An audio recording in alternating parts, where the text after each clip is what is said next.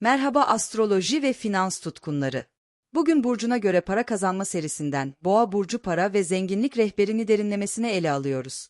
Eğer doğum haritanızda güçlü Boğa enerjisi taşıyorsanız, örneğin yükselen Boğa, Güneş Boğa, Venüs Boğa'da veya Ay Boğa'da ise para kazanma yolculuğunuz istikrar, sabır ve maddi güvence arayışıyla şekilleniyor demektir.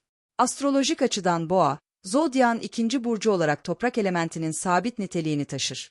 Yönetici gezegeni Venüs, size güzellik, konfor ve maddi değerlere tutku kazandırır. Bu da finansal hayatta uzun vadeli yatırımları ve kalıcı zenginlik inşa etmeyi simgeler. Ancak, Venüs'ün rahatlatıcı enerjisi bazen değişime direnç veya tembelliğe yol açabilir.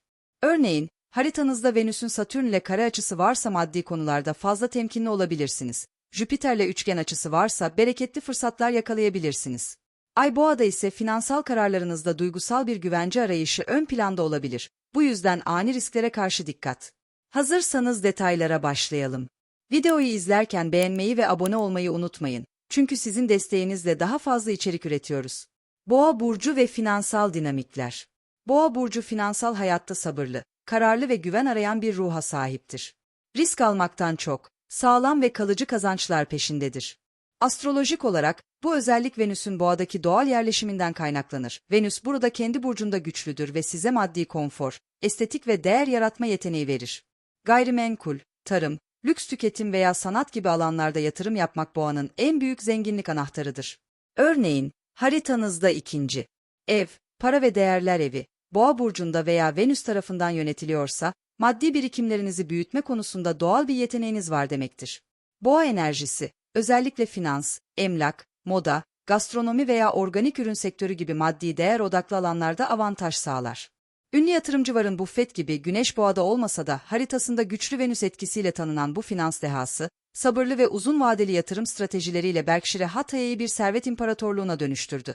Başka bir Boğa örneği, Mark Zuckerberg, Güneş Boğa'da doğan bu teknoloji girişimcisi, sabırlı ama vizyoner hamlelerle Facebook'u, Meta, küresel bir dev yaptı. Ancak Boğa'nın dikkat etmesi gereken nokta, değişime direnç göstermemektir. Boğa çoğu zaman konfor alanında kalmayı tercih eder. Fakat sürdürülebilir servet için esneklik ve yenilik şarttır. Satürn'ün Boğa'daki yerleşimi veya transitleri, örneğin Satürn Boğa'da 2030'da etkili olacak, bu esneklik dersini vurgular. Retro Satürn, geçmiş finansal alışkanlıkları gözden geçirmeyi ve yapılandırılmış birikim planları kurmayı teşvik eder. İlginç bir not, Satürn 2025'te Koç'ta kısa bir süre etkili olacak, 25 Mayıs, 1 Eylül.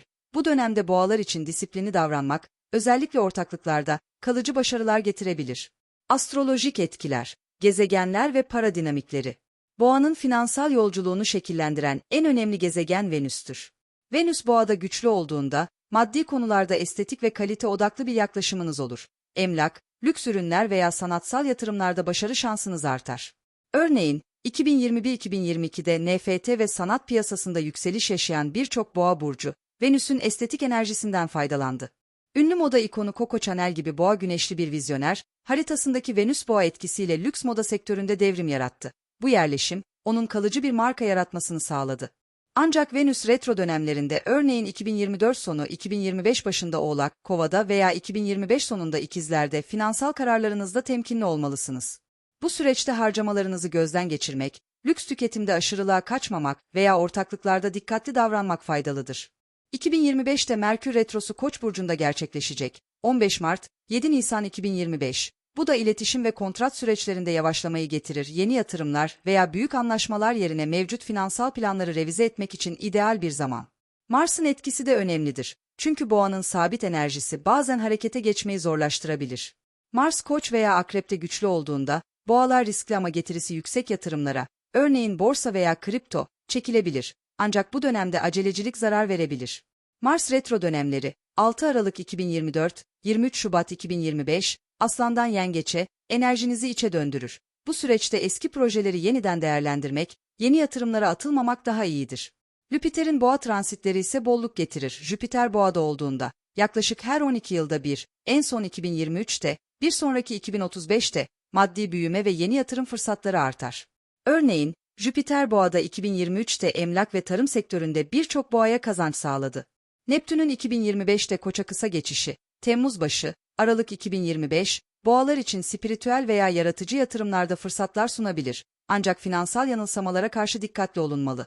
Neptün retro olduğunda, sanat eserleri, müzik veya yenilikçi projeler gibi alanlarda kazanç potansiyeli artar. Ama gerçekçilik şart. Tarih boyunca Neptün Koç'ta, 1861-1874, bireysel yaratıcılığı tetikledi. 2025'te bu enerji, dijital sanat veya sürdürülebilir projelerde fırsatlar yaratabilir. Evler ve finansal harita. Astrolojide para ve zenginlik, belirli evlerle bağlantılıdır. İkinci ev, para ve değerler evi. Yükselen Boğa için İkizler Burcu'nda, Merkür yönetimi. Bu ev, kişisel kazançlarınızı ve maddi değerlerinizi gösterir. İkizler etkisi, Boğalar için çeşitlendirilmiş yatırımlar, örneğin hisse senetleri, tahviller veya küçük ölçekli girişimler, önerir. Eğer burada Venüs veya Jüpiter varsa, para biriktirme yeteneğiniz güçlüdür. Uranüs'ün Boğa'daki transiti, 2018-2026. Bu evde ani finansal değişimlere işaret eder, beklenmedik bir kazanç veya harcama gibi. Altıncı ev, iş ve günlük rutin evi, yükselen Boğa için Terazi burcunda, Venüs yönetimi. Burası maaşlı işleri ve günlük kazançları temsil eder. Boğalar burada estetik veya insan odaklı işlerde, sanat, tasarım, danışmanlık, parlayabilir. Merkür retro bu evi etkilerse, iş sözleşmelerinde dikkatli olunmalı. Sekizinci ev, paylaşılan kaynaklar ve dönüşüm evi, yükselen Boğa için Yay burcunda, Jüpiter yönetimi.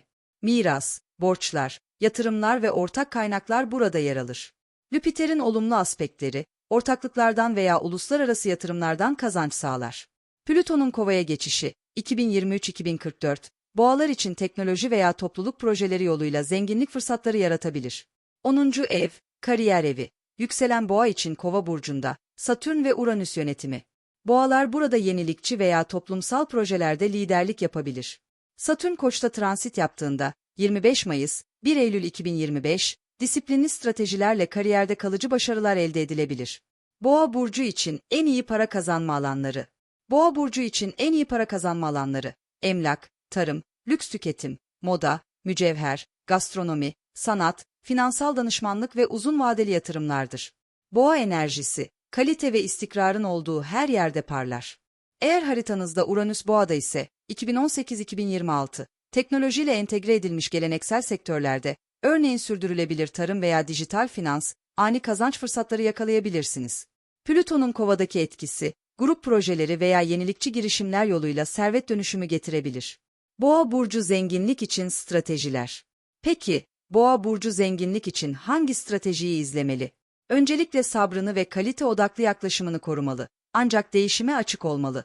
Yatırımlarını çeşitlendirmeli, örneğin, ikinci. Evdeki ikizler etkisiyle hisse senetleri veya tahviller, 8. Evdeki yay etkisiyle uluslararası girişimler. Acelecilikten kaçınmalı, uzun vadeli vizyon geliştirmeli. Retro dönemlerde, Venüs, Merkür, Mars, büyük harcamalardan veya riskli kararlardan uzak durun. Bu zamanlar birikimlerinizi gözden geçirmek için idealdir. Jüpiter transitlerinde genişleyin, Satürn dönemlerinde disiplinli olun. Küçük bir sır, Boğalar için yeşil ve pastel tonlar, özellikle finansal hamlelerde, Venüs'ün enerjisini güçlendirir. Yeşil bir aksesuar veya kıyafet deneyin. Unutma Boğa, sen istikrarlı bir servet inşa etmek için doğmuşsun. Ama asıl zenginliğini büyüten şey esneklik ve strateji olacak. Yıldızlar sana sabrı vermiş. Şimdi sıra bunu bilinçli hamlelerle kalıcı zenginliğe dönüştürmekte. Ayrıca Güneş, Ay ve yükselen burçlarınızı ayrı ayrı dinlemeyi unutmayın. Çok işinize yarayacak.